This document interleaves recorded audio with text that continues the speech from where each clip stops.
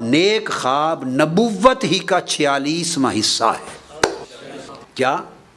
نیک خواب نبوت ہی کا 46واں حصہ ہے، نبوت کا حصہ قرار دے دیا تاکہ حضور علیہ السلام کی اگر زیارت ہو تو عین حضور ہی کی زیارت سمجھی جائے، نبوت کا حصہ بنا دیا۔ بائی دی وے بات آ گئی، میں ضمناً کلیئر کر دوں 46واں حصہ کیوں فرمایا؟ اس لیے کہ حضور علیہ السلام کی نبوت اور بعثت کی ابتدا ہی نیک خوابوں سے ہوئی تھی۔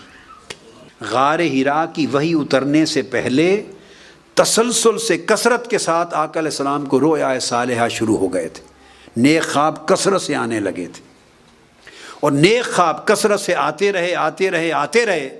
اسی حال میں پھر اگلی بات سنیے، جب خواب نیک آنے لگے تو آقا علیہ السلام کی طبیعت شہروں سے اچاٹ ہونے لگی۔ جب اعلان نبوت ہو گیا تو اس اعلان نبوت سے لے کے وصال تک جو پورا زمانہ بعثت کا رہا، کتنے سال رہا؟ 23 برس، موٹا عدد، کتنے سال؟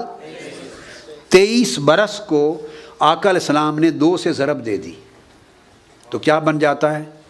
46۔ فرمایا میری نبوت کا حصہ 23 برس رہا، کیا؟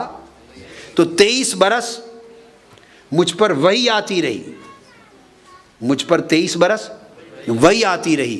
اب رہ گیا خواب، نیک خواب، اس خواب نیک خواب کا میری وحی کے ساتھ، وحی الہی اور نبوت کے ساتھ رشتہ کیا ہے؟ اس 23 کو 2 سے ضرب دے دو، یعنی نصف کر دو، تو یہ 46واں حصہ حقیقت میں نصف ہے۔